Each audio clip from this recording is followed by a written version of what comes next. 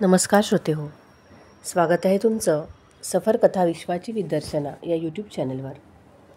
आपण आहोत मुंशी प्रेमचंद यांच्यासोबत गोदान या कादंबरीच्या सफरीवर. होरी गावाजवळ पोहोचला. त्याला दिसलं की गोबर अजूनही ऊसाच्या लावणीचं काम करत आहे. दोन्ही मुली देखील आपल्या भावासोबत काम करत आहेत. उन्हाची तीव्रता वाढली आहे. वावटळ उठली आहे. सारी जमीन धगधगते आहे, जसं काही निसर्गाने वाऱ्यात आग मिसळली आहे. ही सगळी शेतात अजून का आहेत की कामापायी जीव देण्याच्या मागे लागलीत? तो शेताकडे निघाला. दुरूनच ओरडून म्हणाला, अरे पुरे झालं की गोबर, येत का नाहीस की कामच करत राहणार आहेस? दुपार उलटली आहे, तुला काही कळतं की नाही? त्याला बघताच तिघांनी कुदळी उचलल्या आणि त्याच्याकडे आले. गोबर सावळा छेलकाटा तरुण होता. त्याला कामाची गोडी नव्हती. आनंदाऐवजी त्याच्या चेहऱ्यावर असंतोष आणि विद्रोह होता. तो अशासाठी कामाला लागला होता की त्याला दाखवायचं होतं त्याला खाण्यापिण्याची काही फिकीर नाही. मोठी मुलगी सोनी जशी लाजरी मुलगी होती. सावळी, सुडोल, प्रसन्न आणि चपळ. लाल रंगाची जाड साडी ती नेसली होती आणि दोन्ही गुडघ्यात मोडून तिने साडीचा काचा घातला होता. तिच्या नाजूक बांध्यावर ती लादल्यासारखी वाटत होती आणि त्यामुळे ती काहीशी प्रौढ दिसत होती. धाकटी रूपा 5-6 वर्षांची. मळलेल्या केसांचं डोक्यावर घरटं बांधल्यासारखं. कमरेत लंगोटी. मोठी धीट आणि तेज. रूपाने होरीच्या पायांना विळखा घालत म्हटलं, काका बघा ना, मी एकसुद्धा ढेकूळ सोडलं नाही. ढेकळं फोडली नाही तर माती कशी सारखी होणार? होरीने तिला कडेवर घेऊन तिला मायेने म्हटलं, फार छान, चला आता घरी जाऊया. काही वेळ आपला विद्रोह दाबून ठेवल्यानंतर गोबर म्हणाला, तू रोज रोज मालकांची खुशामत करायला कशाला जातोस? सारा चुकता केला नाही तर त्याचा माणूस येऊन शिव्या देतो. खंड द्यावाच लागतो. भेटी, नजराणे सगळं द्यावं लागतं. मग कुणाला नमस्कार चमत्कार कशाला करायचे? यावेळी होरीच्या मनातही हेच भाव निर्माण झाले होते. पण मुलाच्या बंडखोर भावनेला दाबून टाकणंही जरुरीचं होतं.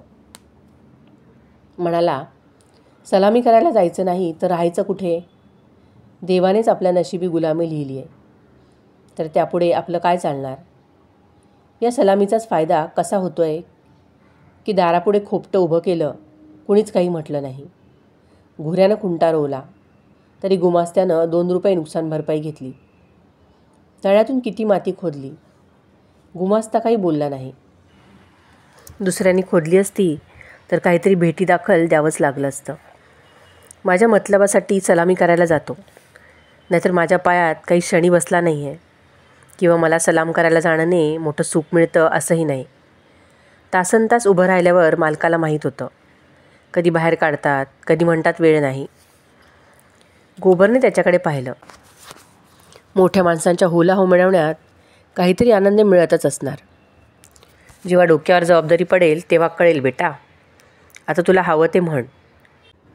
प्रथम मी देखील या सगळ्या गोष्टींचा विचार करत होतो, पण आता कळतंय. आपली मान दुसऱ्याच्या पैशाखाली दबून गेली आहे. आखूडपणा करून निभाव लागायचा नाही. बापावर आपला राग काढून गोबर काहीसा शांत झाला होता. आता तो गुपचूप चालू लागला.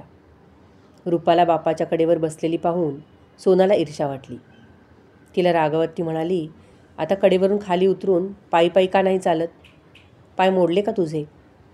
रूपाने बापाच्या गळ्यात हात टाकत म्हटलं, नाही उतरणार, जा. काका, ताई मला रोज चिडवते की तू रूपा आहेस, मी सोना आहे. मग आता दुसरं काहीतरी नाव ठेव. होरीने सोनाला खोटं खोटं रागावत म्हटलं, सोनिया, तू तिला का चिडवतेस? सोना तर बघण्यासाठी आहे. निभाव तर रूपामुळेच लागतो. रूपा नसेल तर रुपया कसा बनेल? सोना आपलं समर्थन करत म्हणाली, सोनं नसेल तर मोहनमाळ कशी बनेल? आणि नथनी कुठून येईल? कंठा कसा होईल? गोबर देखील या गमतीदार वादावादीत सामील झाला. रूपाला म्हणाला, तू सांग, सोनं वाळलेल्या पानासारखं पिवळं असतं. रूपा तर उजळ आहे, सूर्यासारखी. सोना म्हणाली, लग्नात पिवळीच साडी नेसतात, पांढरी साडी कोणी नेसतं? रुपा या युक्तिवादाने हतबल झाली. गोबर आणि होरी यांचा कुठलाही युक्तिवाद यापुढे टिकू शकला नाही. तिने क्षुब्ध होऊन होरीकडे पाहिलं. होरीला एक नवीन युक्ती सुचली. म्हणाला, सोना मोठ्या लोकांसाठी आहे, आमच्या गरिबांसाठी तर रुपाच आहे. जसं ज्वारीला राजा म्हणतात आणि गव्हाला चांभार, ते यासाठीच की नाही की गहू मोठे लोक खातात आणि ज्वारी आम्ही लोक खातो. सोनाजवळ या युक्तीला काही उत्तर नव्हतं. पराभूत होऊन म्हणाली, तुम्ही सगळीजण एक झालात, नाहीतर रुपाला रडवूनच सोडलं असतं. रुपाने बोट नाचवत म्हटलं, ए राम, सोना चांभार, सोना चांभार. या विजयाचा तिला इतका आनंद झाला की ती बापाच्या कडेवर राहू शकली नाही. तिने जमिनीवर उडी मारली आणि उड्या मारत उसळत तेच म्हणत राहिली, रुपा राजा सोना चांभार, रुपा राजा सोना चांभार. ही सगळी घरी पोहोचली तेव्हा धनिया दारात उभी राहून त्यांची वाटच पाहत होती. रागावून म्हणाली, गोबर, आज इतका उशीर का लावलास? कामासाठी कोणी जीव देतं का? मग गरम होऊन नवऱ्याकडे पाहत म्हणाली, तुम्ही पण तिथून काम करून आलात ते थेट शेतात पोहोचलात. शेत काय कुठे पळून जात होतं? दाराशी विहीर होती. होरी आणि गोबरने एक एक कळशी पाणी डोक्यावरून ओतलं. रुपाला आंघोळ घातली आणि जेवण करायला गेले. ज्वारीची भाकरी होती, गव्हासारखी शुभ्र आणि मऊ लुसलुशीत. तुरीच्या डाळीची आमटी होती, त्यात कच्च्या कैऱ्या टाकल्या होत्या. रुपा बापाच्याच थाळीत खायला बसली. सोनाने तिच्याकडे मत्सराने पाहिले. जणू म्हणत होती, लाडूबाई कुठली? धनियाने विचारलं, मालकांशी काय बोलणं झालं? होरीने लोटाभर पाणी पीत म्हटलं, तहसील वसुलीबद्दल बोलले. आणखी काय? आपल्याला वाटतं मोठी माणसं खूप सुखी असतील, पण खरं सांगू ती तर आमच्यापेक्षाही दुःखी आहेत. आपल्याला आपल्या पोटाची चिंता असते, त्यांना 1000 चिंतांनी घेरलं आहे. रायसाहेब काय बोलले? होरीला सगळंच काही आठवत नाही. त्यांच्या एकूण सगळ्या कथनाचा इत्यर्थ मात्र होरीच्या स्मरणात अगदी पक्का चिकटून बसला आहे. गोबर उपहासाने म्हणाला, मग आपला इतका इलाका आम्हाला का देत नाहीत? आम्ही आमची शेती, बैल, नांगर, कुदळी सगळं त्यांना द्यायला तयार आहोत. करतील अदलाबदल? हा सगळा धूर्तपणा आहे, निव्वळ खोटेपणा. ज्याला दुःख होतं तो डझनभर मोटारी ठेवीत नाही, महालात राहत नाही, हलवापुरी खात नाही आणि नाचरंगात दंग होत नाही. मजेत राजाचं सुख उपभोगतायत आणि म्हणे दुःखी आहे. होरी चिडून म्हणाला, आता तुझ्याशी वाद कोण घालणार बाबा? जमीन जुमला, मालमत्ता, संपत्ती कुणाला सुटते म्हणून तो सोडेल. आम्हाला शेतीतून काय मिळतं? दिवसाची एक आणा मजुरीसुद्धा नाही. ज्याला महिन्याला 10 रुपये पगार मिळतो तो नोकरसुद्धा आमच्यापेक्षा चांगलं खातो पितो, आमच्यापेक्षा चांगले कपडे घालतो. पण शेत सोडवत तर नाही आणि शेती सोडली तर करणार तरी काय? नोकरी कुठे मिळते? शिवाय रीतिरिवाजांचं, परंपरेचं पालन करायला हवं ना. शेतीला जो मान आहे तो नोकरीला नाही. अशाच तऱ्हेने जमीनदारांची परिस्थिती पण समजून घ्यायला हवी. त्यांच्या जीवालासुद्धा शेकडो रोग जडलेले आहेत. शासन करताना रसद पोचवायला हवी, त्यांना सलाम करायला हवा, अंमलदारांना खुश करायला हवं. वेळेवारी शेतसारा पोचला नाही तर तुरुंगात टाकलं जाईल, जप्ती येईल. आपल्याला कोणी तुरुंगात घेऊन जात नाही, 2-4 शिव्या धमक्या मिळतात एवढंच. गोबर प्रतिवाद करत म्हणाला, या सगळ्या बोलण्याच्या गोष्टी. आम्ही दाण्यादाण्याला महाग झालो आहे. शेंडीचा घाम कोपऱ्यापर्यंत येतो आहे, तरी गुजराण होत नाही. त्यांना काय मजेत गादीवर मसनद लावून बसतात. शेकडो नोकरचाकर आहेत, हजारो कुळावर हुकूमत आहे. रुपये जमा का न होईनात, पण सुख मात्र सर्व तऱ्हेचं भोगतायत. धन घेऊन माणूस आणखी काय करणार? तुला काय वाटतं, ते आणि आपण बरोबरीचे आहोत? देवांनी सगळ्यांना बरोबरीचंच बनवलं आहे. तसं नाही बेटा, छोटे मोठे देवाच्या घरातूनच बनून येतात. संपत्ती मोठ्या तपश्चर्येने मिळते. गेल्या जन्मी त्यांनी जे पुण्यकर्म केलं त्याचा आनंद ते भोगतायत. आमचं काही संचित नसेल तर भोगणार काय? या सगळ्या मनाला समजवण्याच्या गोष्टी आहेत. देव सगळ्यांना बरोबरचेच बनवतो. इथे ज्याच्या हातात लाठी आहे तो गरिबांना तुडवत मोठा माणूस बनतो. हा तुझा भ्रम आहे. मालक अजूनही रोज 4 तास पूजापाठ करतात. कोणाच्या बळावर हा भजनभाव आणि दानधर्म होतोय? आपल्या बळावर. नाही, शेतकऱ्यांच्या आणि मजुरांच्या बळावर होतं हे सगळं. हा पापाचा पैसा नसेल कसा? यासाठी दानधर्म करावा लागतो. भगवंताचं भजनसुद्धा त्यासाठीच होतं. उपाशी तापाशी आणि नागडे उघडे राहून करू देत की भजन. मग आम्हीही बघू. आम्हाला कुणी 2 वेळा जेवू घालतं तर आम्ही देखील 8 प्रहर भगवंताचा जप करू. एक दिवस शेतात ऊस भांगलायला लागला तर सारी भक्ती विसरून जाईल. होरणे हरून म्हटलं, आता तुझ्या तोंडी कोण लागणार? तू तर देवाच्या कामातही तंगड्या घालतोस. 3ऱ्या प्रहरी गोबर कुदळ घेऊन निघाला. तेव्हा होरी म्हणाला, जरा थांब, मी पण येतो. तोपर्यंत थोडी वैरण काढून ठेव. मी भोलाला देईन असं म्हटलं आहे. आजकाल तो फारच तंगीत आहे. गोबरला काही ते पटलं नाही. तो म्हणाला, आपल्याकडे विकायला वैरण नाही. विकायची नाही रे बाबा, मी तसाच देणार आहे. तो संकटात आहे, त्याची मदत तर करायला हवी. आपल्याला कधी गाय एक दिली नाही. देत होता, मी घेतली नाही. धनिया मूर्खत म्हणाली, गाय तो देतोय. डोळ्यात अंजन घालण्यासाठी चुळकाभर दूध कमी कधी पाठवलं नाही. तो गाय देतोय. होरीने शपथ घेतली. शपथ, तो आपली पछाई गाय देत होता. हात तंग आहे, वैरण चारा ठेवता येत नाही, म्हणून गाय विकणार होता. मी विचार केला, संकटात सापडलेल्या माणसाची गाय काय घ्यायची? थोडीशी वैरण देतो. हाती थोडे पैसे आले की गाय घेईन. थोडे थोडे करून पैसे फेडता येतील. 80 रुपयाची गाय आहे, पण अशी आहे की बघत राहावं. गोबर त्यांना आडवत म्हणाला, तुमचं असलं धर्मात्मा पण तुमची दुर्गती करतं. साधी सरळ गोष्ट आहे. 80 रुपयाची गाय आहे. आमच्याकडून 20 रुपयाची वैरण घ्या आणि गाय आम्हाला द्या. राहिले 60 रुपये, ते हळूहळू देता येतील. होरी रहस्यमय ढंगात हसला. मी अशी एक चाल खेळायची ठरवली आहे की गाय अगदी सहजासहजी हाती येईल. कुठेतरी त्याची सोयरीक जुळवली पाहिजे. बस 2-4 मण वैरण आणि आपलं बस्तान बसवण्यासाठी देतोय. गोबर तिरस्काराने म्हणाला, म्हणजे तू सगळ्यांची सोयरीक जुळवत फिरणार? धनियाने तीक्ष्ण दृष्टीने पाहिलं. आता हाच एक उद्योग करायचा राहिला आहे. आम्हाला कोणाला वैरण द्यायची नाही. भोलाभाली कोणाचंच कर्ज आम्ही घेतलेलं नाही आहे. होरी आपली बाजू मांडत म्हणाला, माझ्या प्रयत्नाने जर कोणाचं घर बसलं तर त्यात काय वाईट आहे? गोबरने चिलीम उचलली आणि विस्तव आणायला तो आत गेला. त्याला असली भानगड मुळीच आवडत नाही. धन्याने मान हलवत म्हटलं, जो त्याचं घर बसवेल तो 80 रुपयाची गाय घेऊन गप्प बसणार नाही. एक थैली वाजवून घेईल. होरी खुशामत करत म्हणाला, तो मलाही माहीत आहे, पण त्याचं भलेपण बघ ना. जेव्हा जेव्हा मला भेटतो तेव्हा तेव्हा तुझी वाखाणणी करतो. कशी लक्ष्मी आहे, वागणं कसं मर्यादेशीर आहे, काम कसं चांगल्या पद्धतीने करते. धनियाच्या मुखावर मार्दव पसरलं. आवडीचा अभिप्राय ऐकूनही काहीशी वाकड्यात शिरत म्हणाली, मी काही त्याच्या स्तुतीची भूक केली नाही. तुझी वाखाणणी तुझ्याजवळच ठेव म्हणावं. होरी अतिशय प्रेमाने हसत म्हणाला, मी तर म्हटलं बाबा, नाकावर माशीसुद्धा बसू देत नाही. शिव्या देतच बोलते. पण जाते तिथे तिला बाई नाही, लक्ष्मीच समजतात. खरं असं आहे, त्याची बायको होती ना, ती मोठी तिखट जिभेची होती. बिचारा तिला सारखा भिवून असायचा.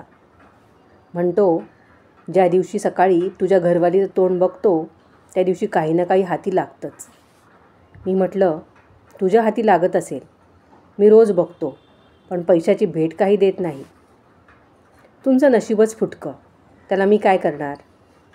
तर तुला सांगतो, तो लागला की आपल्या बायकोला नावं ठेवायला. म्हणाला, भिकाऱ्याला भीक घालत नव्हती, उलट झाडू घेऊन मारायला धावायची. लालची इतकी की मीठसुद्धा दुसऱ्याच्या घरातून मागून आणायची. मेल्यावर कुणाला नावं कशाला ठेवायची, पण मला पाहिलं की जळायची. भोला इतका सहनशील म्हणून तिच्याबरोबर निर्वाह झाला. दुसरा असता तर विष खाऊन जीव दिला असता. माझ्यापेक्षा 10 वर्षांनी मोठा आहे भोला, पण रामराम तोच आधी करतो. तर काय म्हणत होते, ज्या दिवशी तुमच्या घरवालीत तोंड पाहतो तेव्हा काय होतं? त्या दिवशी भगवान काही ना काही भेट पाठवून देतो. सुना पण अशा सटोर निघाल्या आहेत. आता एवढ्यातच सगळ्यांनी 2-2 रुपयांचे खरबूज उधार घेऊन खाल्ले. उधार मिळालं मग परत द्यायला हवं याची त्यांना काही चिंता नाही. मी म्हटलं, अरे भोला, रडतोस कशाला? एवढ्यात गोबर येऊन म्हणाला, भोलादादा आलेत. जी काय मन दोन वैरण असेल ती देऊन टाका, मग त्यांची सोयरीक जुळवायला बाहेर पडा. धनियाने समजवलं. माणूस दाराशी उभा आहे. त्याला बसायला खाटबीट टाकली नाही. वर लागला भुणभुणायला. काही तर भलेपणा शिका. कळशी आणा, पाणी भरून ठेवा, हातपाय धुऊ देत, काही फराळ द्या. अडचणीच्या वेळीस माणूस दुसऱ्यापुढे हात पसरतो. होरी म्हणाला, फराळाचं काम नाही, कोण पाहुणा लागून गेलाय. धनिया बिघडली. म्हणाली, पाहुणे आणखी कसे असतात? रोज रोज काही तुमच्या दाराशी येत नाहीत. इतक्या लांबून उन्हातानाचे आले आहेत. तहान लागली असेल. रुपे, डब्यात तंबाखू आहे का बघ. गोबर असताना कुठली शिल्लक राहतीये. समोरच्या दुकानातून एक पैशाची तंबाखू आण. भोलाचं आज एवढं आदरातिथ्य होत होतं. एवढं यापूर्वी क्वचितच झालं असेल. गोबरने खाट टाकली. सोनाने रस काढून आणला. रुपा तंबाखू घेऊन आली. धनिया दाराआडून आपली वाखाणणी आपल्या कानाने ऐकायला अधीर झाली होती. भोलाने चिलीम हातात घेत म्हटलं, चांगली घरवाली घरात आली तर सहज लक्ष्मी आली. छोट्या मोठ्यांचा आदर सत्कार कसा करावा हे तिला बरोबर माहीत असतं. धनियाच्या हृदयात उल्हास उसळत होता. चिंता, निराशा, अभावग्रस्त जीवनात या कोमल चित्र शब्दांचा ती अनुभव घेत होती. होरी जेव्हा मोठी पाटी उचलून आतमध्ये वैरण आणायला गेला तेव्हा धनिया देखील मागोमाग गेली. होरी म्हणाला, इतकी मोठी पाटी कुठून आणली आहे? कुणास ठाऊक. कुठल्या तरी भडगुंजाकडून आणली असेल. मनभरापेक्षा कमी वैरणीत भरणार नाही. 2 पाट्या दिल्या तर 2 मण वैरण होईल. धनिया फुलून गेली होती.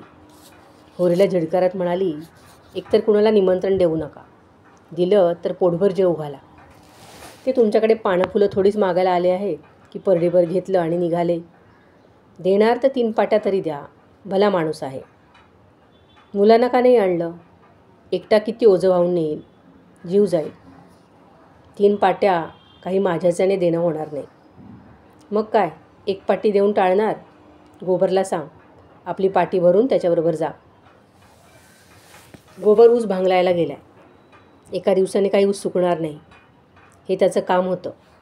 कुणाला तरी आपल्याबरोबर आणायला हवं होतं. देवाने 2-2 मुलं दिलीत.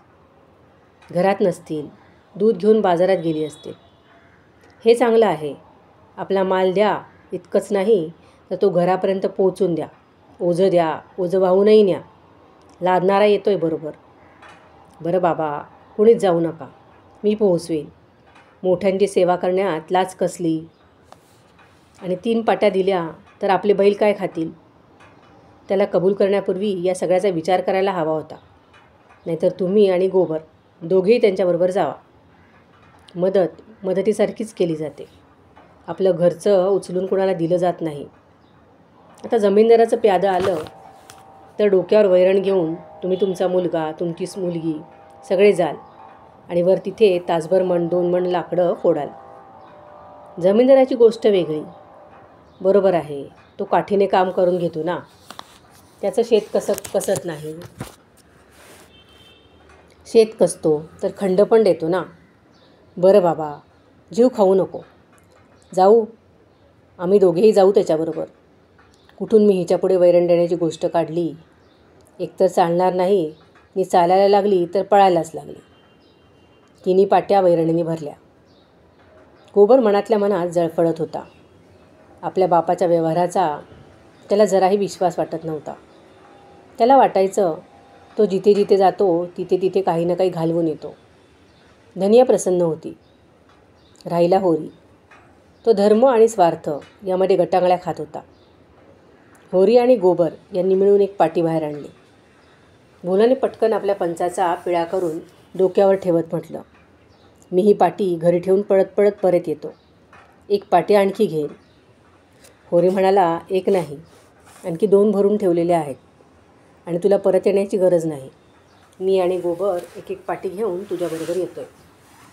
भोला स्तंभित झाला. होरी त्याला आपल्या भावासारखा, किंबहुना त्याहीपेक्षा जवळचा वाटला. त्याला आतल्या आत एक अशी तृप्ती अनुभवायला आली की त्यामुळे त्याचं संपूर्ण जीवनच हिरवगार होऊन गेलं. 3 जण वैरण घेऊन निघाले तेव्हा रस्त्यात बोलणं चालू झालं. भोला म्हणाला, दसरा आला आहे. मालकाच्या दाराशी मोठी धूमधाम असेल. हो, तंबू शामियाना लागला आहे. यावेळेच्या नाटकात मी पण काम करणार आहे. रायसाहेब म्हणाले, तुला जनक राजाचा माळी बनावं लागेल. मालक तुझ्यावर खुश आहेत. त्यांची कृपा आहे. एका क्षणानंतर भोलाने पुन्हा विचारलं, शकुनासाठी रुपयांची काही जुळणी केलीस की नाही? माळी बनल्याने काही गळा सुटणार नाही. कोरणे चेहऱ्यावरील घाम पुसत म्हटलं, त्याचीच तर चिंता लागून राहिली आहे दादा. धान्य सगळं खळ्यातच तोललं गेलं. जमीनदाराने आपलं घेतलं, महाजनांनी आपलं घेतलं. 5 शेर धान्य माझ्यासाठी राहिलं. ही वैरण रातोरात वाहून नेली आणि लपवली, नाहीतर एक काडीसुद्धा वाचली नसती. जमीनदार एकच आहे, पण महाजन 3 आहेत. सावकारीण वेगळी, मंगरू वेगळा, दातातील पंडित वेगळे. कुणाचं व्याजसुद्धा पूर्ण देता आलं नाही. जमीनदारांचे निम्मे पैसे अजून द्यायचे आहेत. सावकारणीकडून पुन्हा पैसे उधार घेतले तेव्हा कसंबसं निभावलं. सगळीकडनं काटकसर करून पाहिली, पण काहीच होत नाही. आपला जन्म याचसाठी, आपलं रक्त जाळा आणि मोठ्यांची घरं भरा. मूळ घेतलेल्या रकमेच्या दुप्पट व्याज दिलं, पण मूळ रक्कम जेवढी होती तेवढी अजून शिरावर आहे. लोक म्हणतात, थंडीत, उन्हाळ्यात, तीर्थक्षेत्री, व्रतवैकल्यात सरळ हाताने खर्च करा, पण रस्ता कोणी दाखवत नाही. रायसाहेबांनी मुलाच्या लग्नात 20,000 रुपये उडवले. त्यांना कोणी काही म्हणत नाही. मंगरूने आपल्या बापाच्या क्रियाकर्मासाठी 5,000 रुपये खर्च केले. त्याला कोणी विचारलं नाही. इतरांची प्रतिष्ठाही तशीच नाही का? भोलाने करुण भावाने म्हटलं, बड्या लोकांची बरोबरी तू कशी करू शकशील? आम्ही पण माणसंच आहोत ना. कोण म्हणतं आम्ही माणसं आहोत? आपल्यात माणूस पण कुठे आहे? ज्याच्यापाशी धन आहे, अधिकार आहे, प्रतिष्ठा आहे, ती माणसं. आपण तर बैलच आहोत, झुंपण्यासाठी जन्माला आलेले बैल. त्यात आणि एक दुसऱ्याला बघू शकत नाही. एक शेतकरी दुसऱ्याच्या शेतात नाही घुसला तर कोणी कशाला कोणाच्या मुसक्या आवळेल? या जगातून प्रेम जसं काही नाहीसंच झालं आहे. म्हाताऱ्यांसाठी भूतकाळातलं सुख, वर्तमानातलं दुःख आणि भविष्यातील सर्वनाश यापेक्षा जास्त मनोरंजक प्रसंग नसेल. दोघे मित्र आपापल्या दुःखाची रळगाणी गाऊ लागले. भोलाने आपल्या मुलाचं कर्मकथा सांगितली. होरीने आपल्या भावाचं रडगाणं गायलं. तोपर्यंत एक विहीर आली. तिथे आपलं ओझं उतरवून पाणी पिण्यासाठी ते थांबले. गोबरने शेटजींकडून लोटा मागितला आणि त्याने पाणी ओढून आणले. भोलाने सहृदयतेने विचारले, वेगळे झालात तेव्हा तुला फार वाईट वाटलं असेल ना? भावांना तर तू आपल्या मुलांप्रमाणे सांभाळलं होतंस. होरी घाईभरून म्हणाला, काही विचारू नका दादा. सारखं वाटायचं कुठेतरी जाऊन बुडून जीव द्यावा. ज्यांच्या मागे आपलं तारुण्य धुळीला मिळवलं तेच माझे शत्रू झाले. आणि भांडणांचं कारण तर काय होतं? तर हेच की माझी घरवाली शेतात काम करायला का जात नाही. घर बघण्यासाठी कोणी हवं की नको? देणं घेणं, उठणं बसणं, सांभाळणं, सावरणं हे सगळं कोण करणार?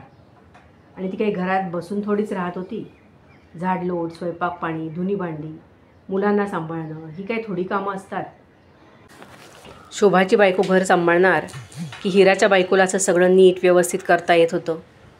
जेव्हापासून वेगळे झाले आहेत तेव्हापासून फक्त एकदा जेवण बनतं, नाहीतर सगळ्यांना 4-4 वेळा भूक लागायची. आता खाऊ देत की 4-4 वेळा. मी पण बघतो. या मोठेपणामुळे गोबरच्या आईची जी दुर्गती झाली आहे ना, ती मीच काय ती जाणतो. बिचारे आपल्या धाकट्या जावांचे फाटके तुटके कपडे घालून दिवस काढत होती. स्वतः उपाशी झोपेल, पण धाकट्या जावांची न्याहारी झाली आहे ना, इकडे लक्ष देत असे. आपल्या देहावर दागिन्यांच्या नावाखाली रेशमी दोरासुद्धा नाही. धाकट्या जावांना मात्र 2-2, 4-4 दागिने घडवले होते. सोन्याचे नाहीत, पण चांदीचे तर आहेत. मत्सर एवढ्याच गोष्टीसाठी की ती मालक का आहे? वेगळे झाले, चांगलं झालं. माझ्या डोक्यावरची पिढा टळली. भोलाने एक लोटा पाणी पिऊन म्हटलं, ही स्थिती घराघरातली आहे रे बाबा. भावांची गोष्टच काय वेगळी असते. इथे तर मुलांशीही पटत नाही. अशासाठी पटत नाही की कुणाचं वाईट वागणं पाहून मी तोंड बंद करू शकत नाही. तुम्ही जुगार खेळणार, चरस पिणार, गांजा ओढणार, पण आले कुठल्या घरातून? खर्च करू इच्छिता, कमवा ना आधी. ते कुणी करणार नाही. खर्च हवा तसा करतील.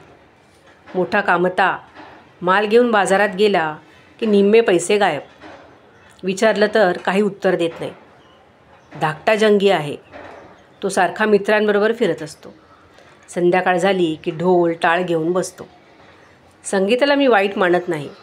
गाणं बजावणं करणं हा काही दुर्गुण नाही. पण या सगळ्या गोष्टी फुरसतीनं करायच्या.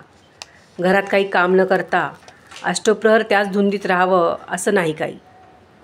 सगळं काही माझ्याच शिरावर आहे. गुरांना वैरण पाणी मीच करायचं, दूध मीच काढायचं, बाजारात मीच जायचं. हे संसाराचं जंजाळ आहे. सोन्याचा कोयता, न उगवायला मदत न काढायला.